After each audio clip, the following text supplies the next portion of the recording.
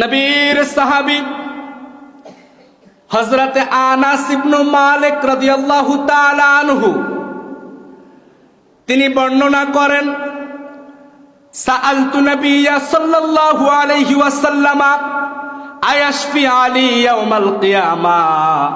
হযরতে আনাস ইবনে মালিক রাদিয়াল্লাহু তাআলা আনহু বলেন, আমি আল্লাহর নবীর কাছে আরজ করলাম, আরজি জানালাম, আবদার করলাম, দাবি করলাম, ইয়া রাসূলুল্লাহ, ইয়া হাবিবাল্লাহ, ও আল্লাহর নবী, ও মায়ার নবী, কাল কিয়ামতের ময়দানে ওই রোজ মহাশরে যেদিন ছেলে বাবাকে চিনবে না, বাবা সন্তানকে চিনবে না, স্বামী স্ত্রীকে চিনবে না, স্ত্রী স্বামীকে চিনবে না, আপনজন যেদিন আপনজনের পরিচয় দিবে না, ওই কাল কিয়ামতের ময়দানে ইয়া রাসূলুল্লাহ, ইয়া হাবিবাল্লাহ, আপনি নবীর কাছে আমি আনাসের দাবি, আপনি নবী আমি আনাসের জন্য আল্লাহর দরবারে সুপারিশ করবেন। বলুন সুবহানাল্লাহ, চিৎকার দিয়ে বলুন সুবহানাল্লাহ।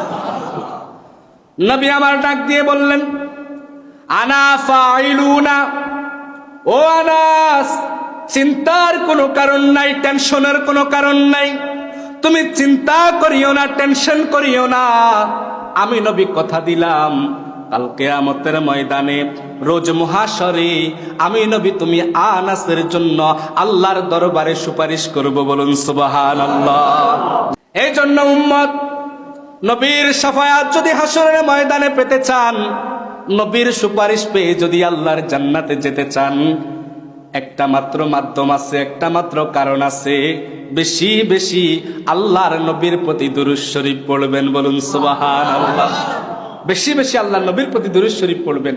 নবী আমার বলে, যে উম্মত আমি নবীর প্রতি বেশি বেশি দুরূদ শরীফ পড়বে, যেই নবী আমি নবীর প্রতি বেশি বেশি সালাতু সালাম প্রেরণ করবে, ওই উম্মতের জন্য আমি নবীর শাফাত ওয়াজিব হয়ে যাবে। চিৎকার দিয়ে বলুন না সুবহানাল্লাহ। ওই উম্মতের উপরে আমি নবীর শাফাত ওয়াজিব হয়ে যাবে। আমি নবী হাসরের ময়দানে ওই উম্মতকে সুপারিশ করা ছাড়া আমি নবী হাসরের ময়দানে থাকবো না। বলুন সুবহানাল্লাহ। ওই উম্মতকে সুপারিশ করে আমি নবী জান্নাতের মধ্যে নিয়ে যাব। বলুন সুবহানাল্লাহ। এরপর সাইয়্যিদিনা আনাস ইবনে মালিক রাদিয়াল্লাহু তাআলা আনহু বলেন, ফাআইনা আতলুবুকা ইয়া রাসূলুল্লাহ। সুবহানাল্লাহ। কোন ফাআইনা আতলুবুকা ইয়া রাসূলুল্লাহ, ওগো আল্লাহর হাবিব, কিয়ামতের ওই বিশাল ময়দানে আমি আনাস আপনি নবীকে কোথায় তালাশ করব, কোন জায়গায় আপনাকে খুঁজব, আপনি নবী কোন জায়গায় থাকবেন, যেই জায়গায় গেলে আমি আনাস আপনি নবীর দেখা পাবো। বলুন সুবহানাল্লাহ। হাসরের ময়দানটা তো এই সুরসা গ্রামের মতো নয়, শাহরাস্তির মতো নয়, চাঁদপুরের মতো নয়, বাংলাদেশের মতো নয়। হাসরের ময়দানটা বিশাল বড় একটা ময়দান হবে। হযরতে আনাস বলে, ইয়া রাসূলুল্লাহ, ওই হাসরের ময়দানে, এত বিশাল বড় ময়দানে আমি আনাস আপনি নবীকে কোথায় খুঁজব, কোথায় তালাশ করব, কোন জায়গায় গেলে আপনি নবীরে দেখা পাবো, কোন জায়গায় গেলে আপনি নবীকে আমি পাবো গো নবী, একটু বলবেন নি, একটু বলবেন নি। আমার নবী সাথে সাথে আনাসের প্রশ্নের জবাব দিলেন, উতলুবনি আউয়ালা মা তাতলুবনি আলাস সিরা। ও আনাস, ও আনাস, সর্বপ্রথম তুমি আমাকে ফুলসিরাতের কাছে তালাশ করবে। বলুন সুবহানাল্লাহ। সর্বপ্রথমে তুমি আমাকে ফুলসিরাতের কাছে তালাশ করবে রে আনাস। আমি নবী ওই ফুলসিরাতের কাছে থাকবো। আমি নবী চাইবো না ফুলসিরাতের ফুল পার হতে গিয়ে আমার কোন উম্মত ফুলসিরাতের ফুল থেকে ছিটকে আল্লাহর জাহান্নামে পড়ে যাক। আল্লাহু আকবার। আমি নবী চাইবো না আমার কোন উম্মত ফুলসিরাতের ফুল পার হতে গিয়ে ফুলসিরাতের ফুল থেকে ছিটকে জাহান্নামের মধ্যে পড়ে যাক। আমি নবী চাইবো না। এই জন্য আমি নবী ফুলসিরাতের ধারে থাকবো। আমার প্রতিটা উম্মতকে আমি নবী আমার মুজিজা দিয়ে ফুলসিরাতের ফুল পার করে আল্লাহর জান্নাতে পৌঁছাইয়া দিব। চিৎকার দিয়ে বলুন সুবহানাল্লাহ। হযরতে আনাস বলে, ইয়া রাসূলুল্লাহ, ইয়া হাবিবাল্লাহ, ফুলসিরাতের দ্বারেও যদি আপনাকে আমি না পাই গো নবী, কোন জায়গায় আমি আপনাকে খুঁজবো? আল্লাহর নবী বলেন, ফাইল্লাম আলকাকা কানা সিরা। ও নবী, আপনাকে যদি ফুলসিরাতের কাছে না পাই, কোন জায়গায় আপনাকে তালাশ করব? আমার নবী বললেন, ফাতলুবনি ইনদাল মিজান। আল্লাহু আকবার। ফাতলুবনি ইনদাল মিজান। ও আনাস, ফুলসিরাতের কাছে যদি আমি নবীরে না পাও, তুমি আমি নবীর মিজানের পাল্লা যেখানের মধ্যে থাকবে, ওই মিজানের পাল্লার দ্বারে আমাকে তালাশ করিও। আমি নবী সেখানের মধ্যে থাকবো, কারণ মিজানের পাল্লার মধ্যে আমার উম্মতের নেক আমলগুলি মাপা হবে রে। উম্মতের আমল যদি বেশি হয়, উম্মতের আমলের পাল্লা যদি ওজন হয়, উম্মত মুক্তি পেয়ে যাবে। উম্মতের বদের পাল্লা যদি ভারী হয়ে যায়, উম্মত তো জাহান্নামী হয়ে যাবে। মিজানের পাল্লার মধ্যে আমি নবী সেখানে দাঁড়িয়ে থাকবো, কারণ আমার উম্মতের আমল নামাগুলি যখন মাপা হবে, বদগুলি যখন মাপা হবে, নেকগুলি যখন মাপা হবে, আমি নবী মিজানের পাল্লার দ্বারে দাঁড়াইয়া আমার উম্মতের বদের পাল্লাটারে হালকা করে দেব, নেকির পাল্লাটারে ভারী করে দিব। বলুন সুবহানাল্লাহ। যেন আমার উম্মত মিজানের পাল্লায় নেক বেশি নিয়ে আল্লাহর জান্নাতে যেতে পারে। চিৎকার দিয়ে বলুন সুবহানাল্লাহ। আমার বাবারা, নবী আমার উম্মতের কান্ডারি, নবী আমার উম্মতের দরদি। নবী এই দুনিয়ার মধ্যে 63 বছরের জিন্দেগিতে উম্মত করে কেঁদেছে, এখনো রওজা মুবারকে উম্মত করে কাঁদে।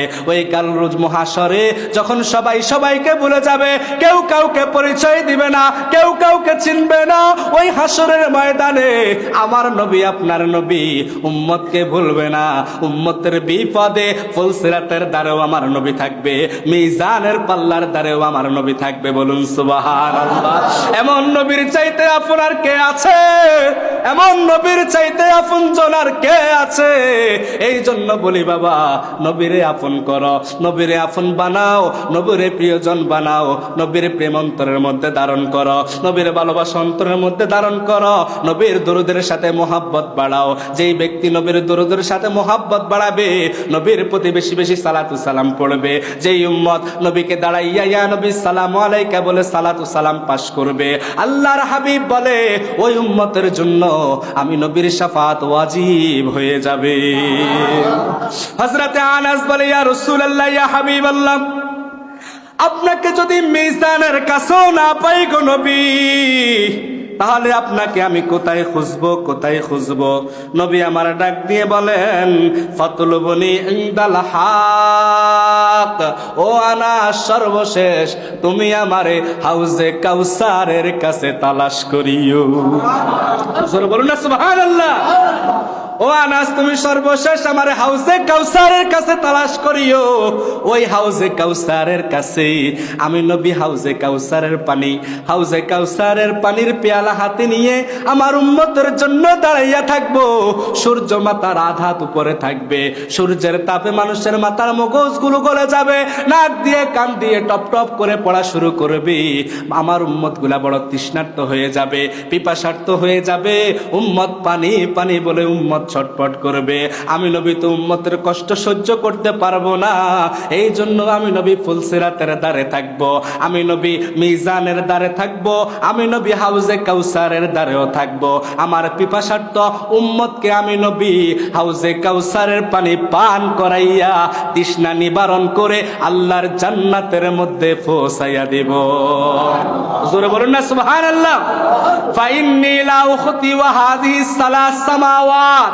ও আনাস, এই 3 জায়গার মধ্যে তুমি আমার যেই কোনো এক জায়গায় তালাশ করবে, আমি নবীকে তুমি পেয়ে যাবে। চিৎকার দিয়ে বলুন সুবহানাল্লাহ। এবার বলুন, আমরা নবীর সুপারিশ চাই কি চাই না? আমরা নবীর উম্মত হিসাবে হাসরের ময়দানে নবীর হাতে হাউজে কাউসারের পানি আমরা পান করতে চাই কি চাই না? যদি চান নবীর দুরুদের সাথে মহব্বত লাগান, নবীর মিলাদের সাথে মহব্বত লাগান, নবীর প্রতি ভালোবাসা বাড়ান। দেখবেন আমার বাবারা, নবীর খাঁটি আশিক প্রেমিক যদি হতে পারেন, অন্তরের মধ্যে নবীর ভালোবাসা যদি জন্ম দিতে পারেন, আপনার অন্তরটারে যদি মদিনার নেটওয়ার্কের সাথে কানেকশন লাগাইতে পারেন, খোদা কি কসম, আমার নবীর শাফাত আপনি পেয়ে যাবেন। বলুন সুবহানাল্লাহ।